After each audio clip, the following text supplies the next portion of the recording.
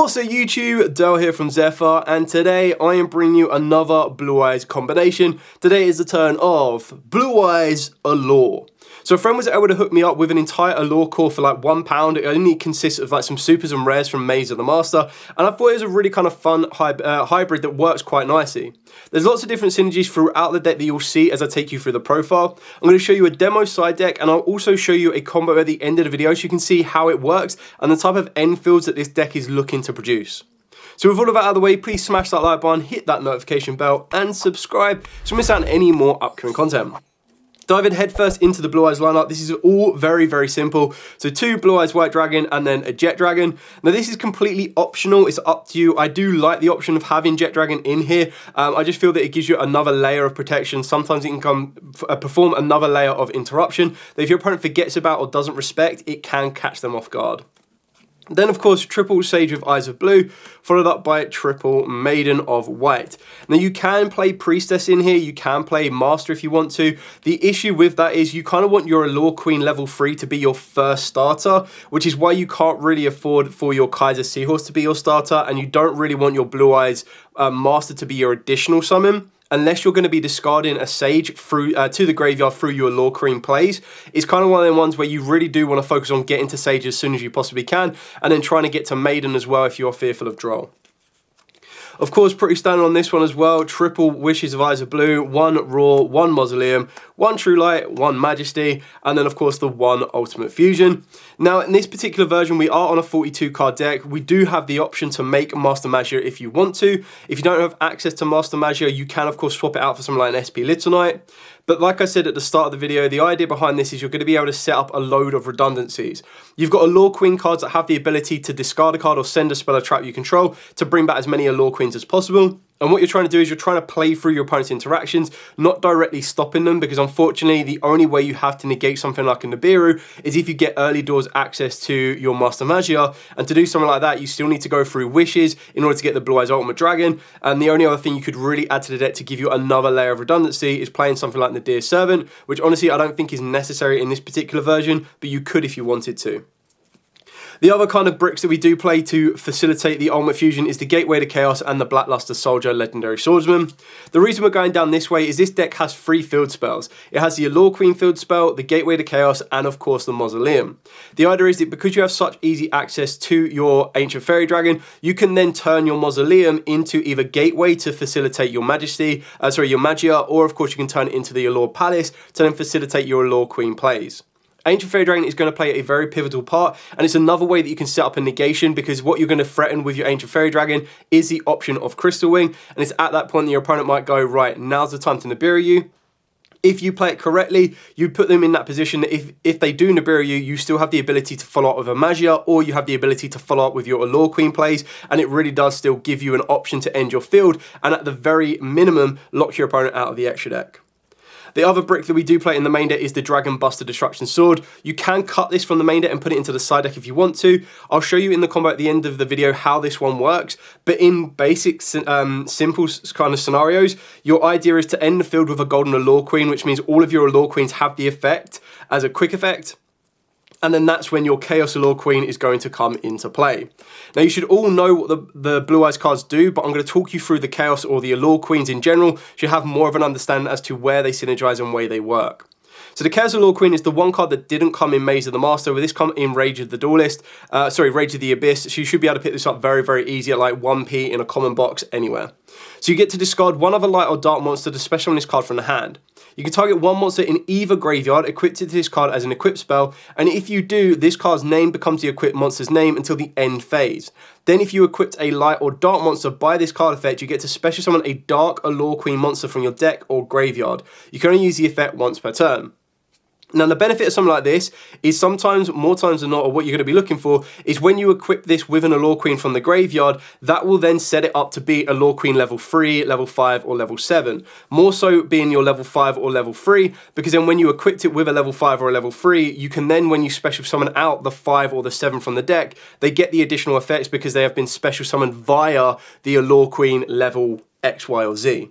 The other benefit of something like this is it allows you to target any light or dark in the graveyard as a quick effect when Golden Allure Queen is on the field, as it turns all of your Allure Queens that have the ability to equip to card as quick effects, and that is how you're going to work your way into the Buster Whelp, because you'll go into the Buster Whelp in the extra deck, send your Dragon Buster Destruction Sword to the graveyard, and then during your opponent's draw phase, as long as you have Allure Queen on the field, this is a quick effect to use this effect to equip the Buster Dragon to one of your monsters, ideally itself, and then of course not only will you lock your opponent out of the extra deck, you'll also get to special summon an Allure Queen from the deck.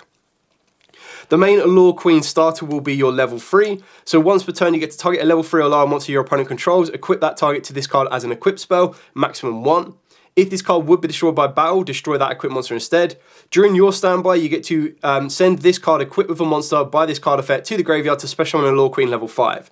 Now it's very rare you're actually going to be using that effect, but the idea is that with the Allure Palace, you're going to be giving your opponent an Allure Queen level 3, so you get to equip that Allure Queen level 3, which sometimes can come up because it means that your opponent won't be able to activate stuff like Imperm, which can be very, very important in some scenarios, because as long as you get the option to go into your additional normal summon, like you might not even need to absorb that Allure Queen you give your opponent. You can just turn your Allure Queen into the Blue Eyes Link 1, straight away you know your Blue Eyes Link 1 is safe from Imperm. Yes, of course it will still fall foul to Ashes and Ashes and Veilers, but it kind of gives you that little bit of a safety net to not need to worry about that particular hand trap, and then you can work your way into your additional normal summons and the additional Blue Eyes plays.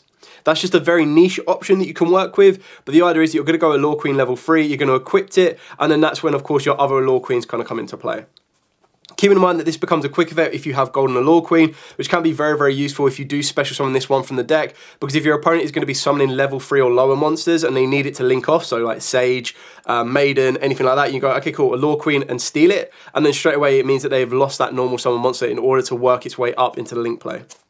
We're then playing the 1 level 5 and the 1 level 7. I'm not too sure if you need to be playing 3 level 3s. You definitely need to be playing 2 without a doubt.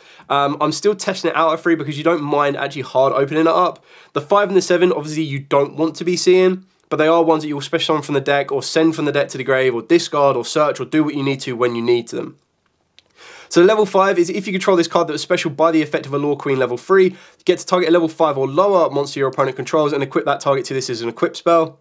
If this card would be destroyed by battle, you destroy the equipped monster instead. And then during your standby, send this card equipped with a monster by this card's effect to the graveyard to special summon Allure Queen level 7. And then level 7 is if you control this card that was specialed via the effect of Allure Queen level 5, target one monster your opponent controls and equip that target to this card as an equip spell. If this card would be destroyed by battle, destroy that equipped monster instead. So see, the higher the level of the queen, the higher the level of the monster that you could absorb or like equipped. Very rare that you're going to be relying on those, but more times than not, you just need these other Allure Queen options you have the ability to summon from the deck. Now, keeping in mind, as I mentioned previously, what makes the Chaos Allure Queen so good is if the Chaos Allure Queen is equipped with a level 3, it does become Allure Queen level 3. So if you use the effect after that to special summon the level 5 from the deck, this is technically summoned via the effect of Allure Queen level 3, so it has that quick effect in order to absorb one of your opponent's level 5 or lowers. This will make more sense in the combo, but that's the whole idea behind this, and that's what you need to get your head around. And then obviously the it has a lot of lingering effects. So obviously Allure Queen making these all quick effects will be something your opponent will miss because they'll be like, you go, okay, cool, activate Chaos Allure Queen, and they're like, oh, but that's not a quick effect. And you're like, oh yeah, it is because I've got Golden Allure Queen. And that's something that I couldn't see when I first saw Elgato's combo, but that kind of worked out really nicely. And then the best of the new support, in my opinion, is the Allure Dance. So when this card is activated, you get to add an Allure Queen monster or Allure Paris from the deck to the hand. Each Allure Queen monster you control gain attack equal to the attack of the monster equipped to it by this effect, by its own effect. You get to send one other spell or trap you control to the graveyard to special summon as many Allure Queens with different names as possible from the graveyard. So that's why you kind of want to get the Allure Queen level 5, level 7, level 3 all to the graveyard, because then you basically just do like a mini soul charge and you activate the Allure Dance. That's when you can send your Mausoleum after you've already used it, you can send your Allure Palace after you've already used it, or the Gateway to Chaos, and you just bring back 3 to 4 Allure Queens, which then opens up the door to synchro plays of Chaos Angel, but it can also open up your link plays for your Golden Allure Queen, and that's just how you can kind of, even if your opponent has Nibiru'd you on an Ancient Fairy Dragon with the threat of a Crystal Wing, you go, okay, cool, Allure Dance, send the field spell that I've just searched or that I've already got previously through my Ancient Fairy Dragon, bring back the 3 Allure Queens, and then at the very least, you can end on a Golden Allure Queen, and then your Chaos Allure Queen, and if you're able to send the Buster Blader from the deck to the grave, you Buster Lock them, and if you can't do that, you still have the ability for your Chaos Queen to become a quick effect during your opponent's turn, and then that can absorb a level 4 or lower. So that's kind of where you want to work for, because you'd go for the level 5 and then absorb from there. The last one we're playing is the Allure Palace. I'm not sure if I want to play more of this. I feel that one's enough because I'm already playing the Gateway of Chaos, but you can kind of bounce around between how many ratios. It's for the pure fact that you want to see Allure dance, because the Allure dance will lead you to the Palace. If you don't want to use the Allure dance to get you to the Palace, then of course you can utilize it to get into any of your Allure Queens. So spellcaster monsters you control gain 500 attack and defense, which means your Maiden and your Sage will be a little bit buffed, which sometimes can come up. You get to send one card from your hand to the graveyard, add to your hand, or special summon to your opponent's field a Allure Queen monster from your deck. You can only use this effect 3 times per turn. Allure Queen effect monsters you control gain the following effect. You can send this card equipped with a card or cards by its own effect to the graveyard to special summon a spellcaster with 15 or less attack from the hand or deck.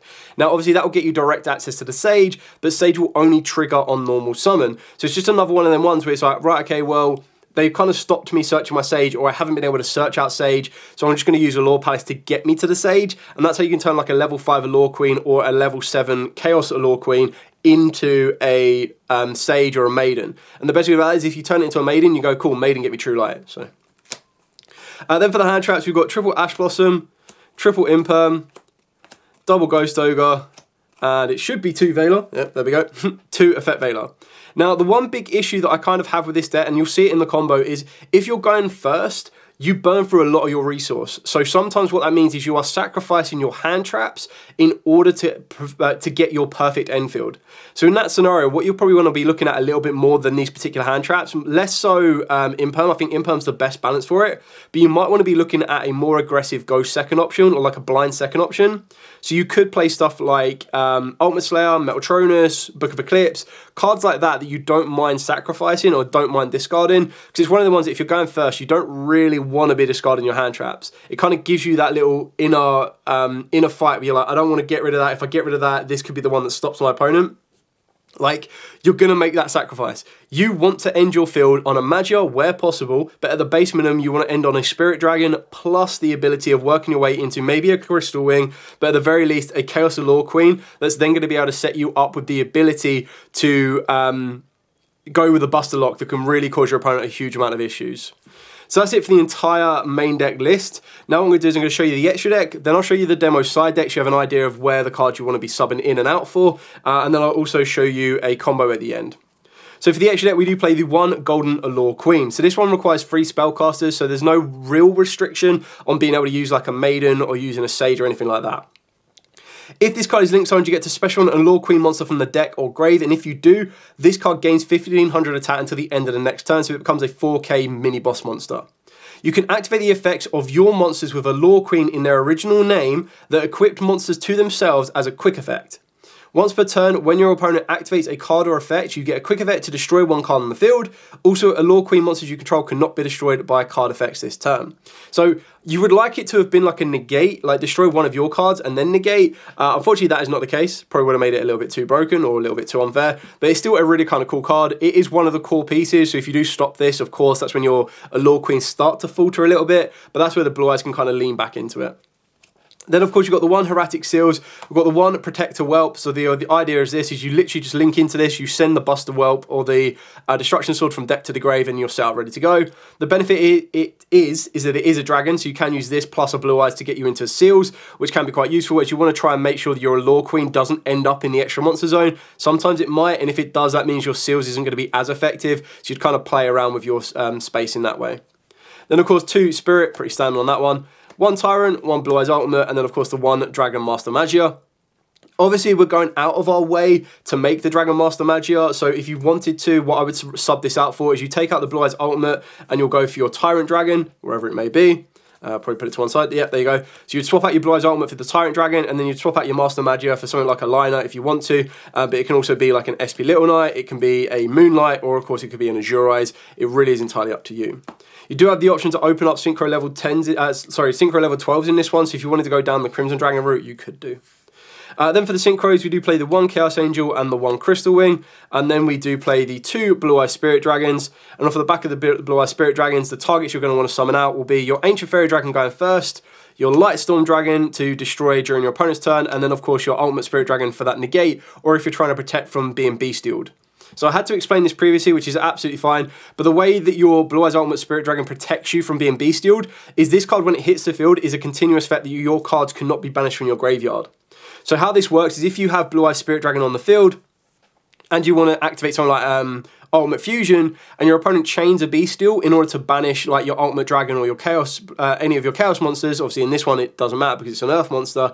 The idea is you can go, cool, chain Spirit Dragon, turn into the Blue Eyes Ultimate, and then as the chain has resolved, your Blue Eyes Spirit Dragon says to the Bestial, basically, you can't banish from my graveyard, so then the Bestial just fizzles, and then you'd resolve the Ultimate Fusion, getting you into the Yugioh. So that's how it kind of works. So that's it for the extra deck.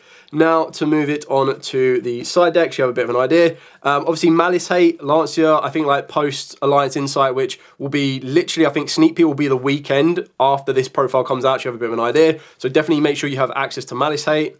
Draw and Lockbird, this is like the format specific hand trap alongside Nibiru. Like if these are not effective to your environment, then you take them out completely. Like I said, you might want to consider playing more Field Breakers, because with the Fields Breakers, like the Allure Queens already benefit a bit more for going second. The issue is they specifically have to attach levels. It would have been cool if it was like link rating, levels, or rank, because then it means basically if your opponent is playing an XYZ deck, you can't really absorb their cards, which is a little bit annoying. But the benefits on like this is you then kind of sub these in for more go second cards, which is why I feel that Droll and Nibiru could be quite helpful, as they're good for go first or go second. And then, of course, we've got Evenly Matched as a good go second option. Of course, you can consider Triple Tactics Thrust if you want to as well, alongside a Harpy's Feather Duster. And then because, as you can imagine, with this particular deck, you search a heck of a lot. One of your biggest weaknesses is Droll and Lockbird. If they droll you, you do need to be in a position where you can kind of react with your Blue Eyes cards just to get you a Spirit Dragon. So another card that I do like right now in this particular format is Salesman. So Salesman, you get to declare one card name for the rest of the turn. Your opponent cannot activate cards or effects with the same name as the discarded declared card, but the same restrictions apply to you for the entire duel. So the idea is that if I call Droll and Lockbird, I'm not going to be putting Droll and Lockbird in my main deck, unless I'm going to be having Droll and Lockbird in my deck, putting Droll and Lockbird into the deck, and the only reason you'd do that is if you're going second, and then you'd be calling Salesman to make sure that they don't have a hand trap that they search or a card that might interact with you.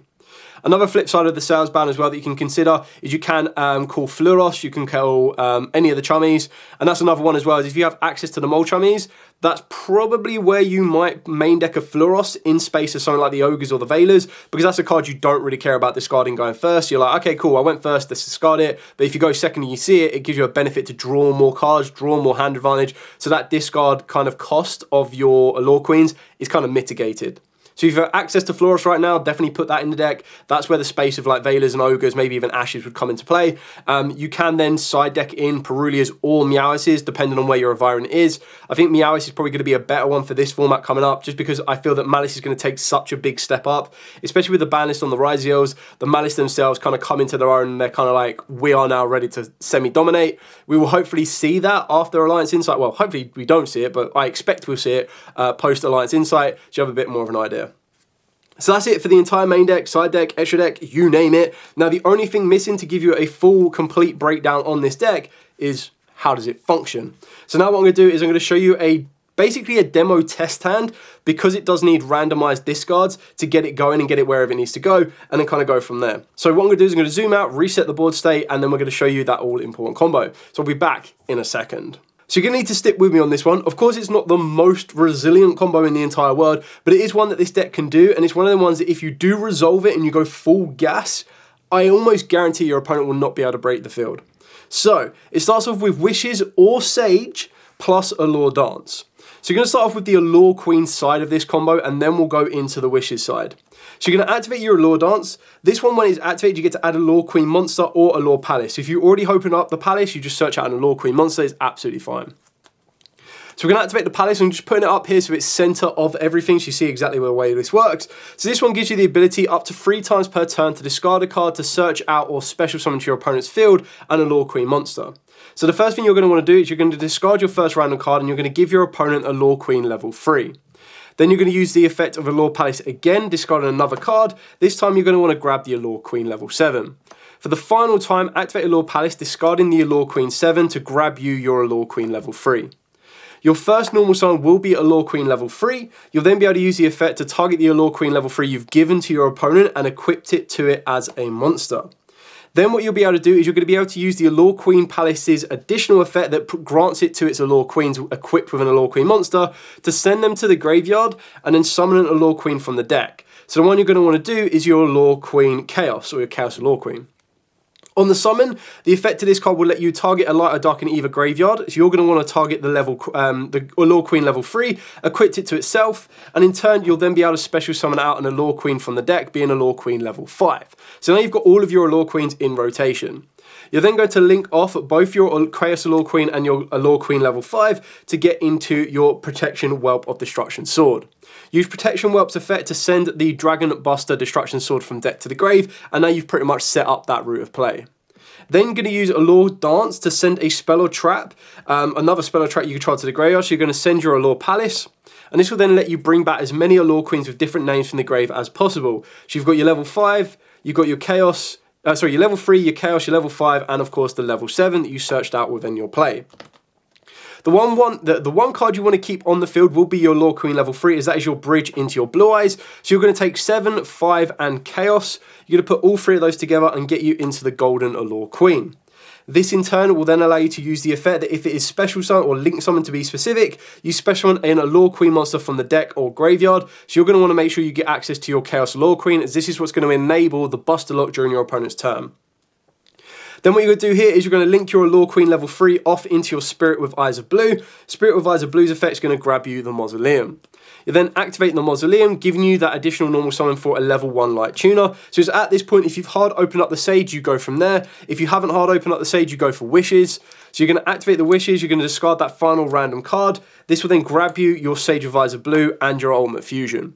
In a different way, if you have opened up the Sage of Eyes of Blue, you will basically set your Wishes off of the back of True Light and do the exact same step, but just in a different order. Your additional normal summon here would be your Sage of Eyes of Blue. This would then grab you your Maiden of White, discard the Maiden of White, place in your True Light, and then you're going to move on from here. So before you activate True Light's effect, so you can set any card you want to. This is where the ability of saving the True Light gives you a little bit more to your end field. So you're going to use the Mausoleum, target your Spirit or any of your other monsters. Technically, you target the Allure Queen to make it stronger for during the turn. Send the Blue Eyes White Dragon, then use Spirit to tribute it off to bring back Blue Eyes White Dragon, and of course your Maiden. So now you've got the entire space that you need. So you've got an entirely full field. Make sure you use Wishes effect in the graveyard to banish it, equipping your Blue Eyes Ultimate to your Blue Eyes White Dragon, so that when you synchro summon these two together, this then gives you your Blue Eyes Spirit Dragon.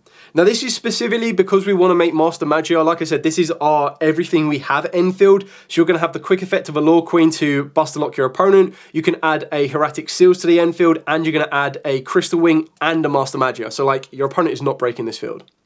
Activate Spirit Dragon's effect, tribute this off to get you into your Ancient Fairy Dragon.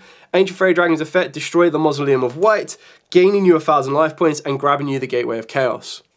Activate the Gateway of Chaos, grabbing you your Blackluster Soldier Legendary Swordsman, which is the last piece you need to make your Master Magia. You're then going to synchro summon your Sage of Eyes of Blue and your Ancient Fairy Dragon together to grab you your Crystal Wing.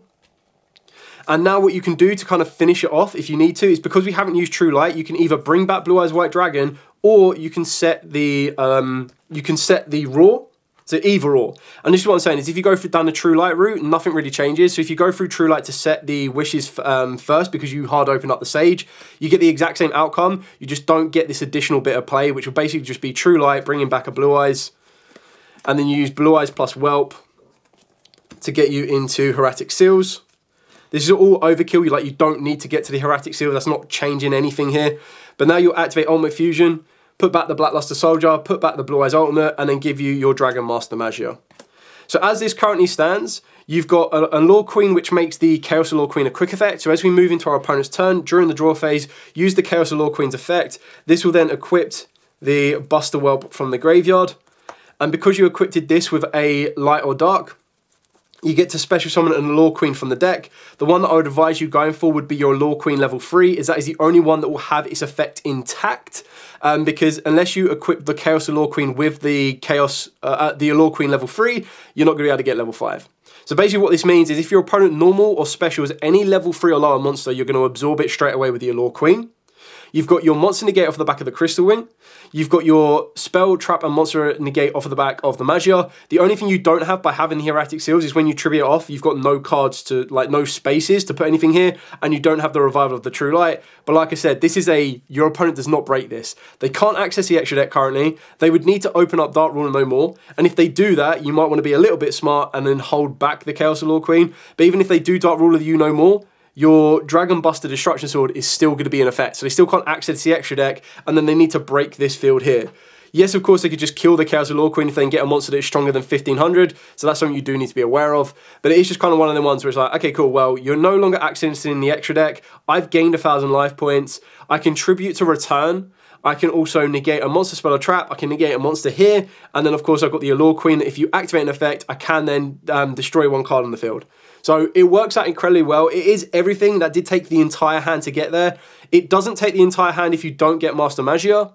And then it doesn't take the effect of True Light if you don't want the Hieratic Seals. So if you just want a Crystal Wing and a lock off of the back of the Chaos Allure, even then, you'd probably not even go for the Crystal Wing. Because if you're not going to make the Magia, you don't make Ancient Fairy Dragon. So your end field would still look something like this, which is still going to be an extra deck lock. You've still got your Blue Eye Spirit Dragon that can negate in the graveyard, then tag out and go for either an Omni Negate, back row destruction, or if you were to play the Black Rose, you could also do a return.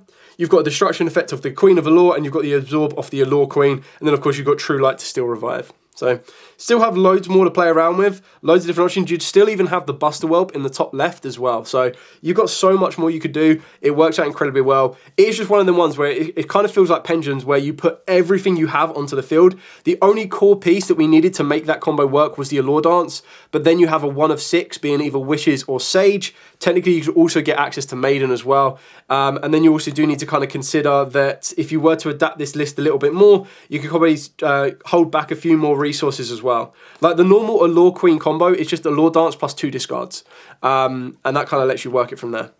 Anyway, hopefully this video has incorporated everything you need, all of the information you need as well. If you do have any questions at all by how something happened, then by all means, please put in the comments down below. I will be more than happy to answer it for you. Obviously, massive shout out to Elgato Gamer, who did the original Allure Queen combo that I kind of took inspiration from, and then was able to kind of produce this Blue Eyes combo off the back of it. So yeah, thank you so much for watching. Don't forget to like, comment, subscribe, share. Till next time, as absolutely always, stay safe, and of course, happy dueling.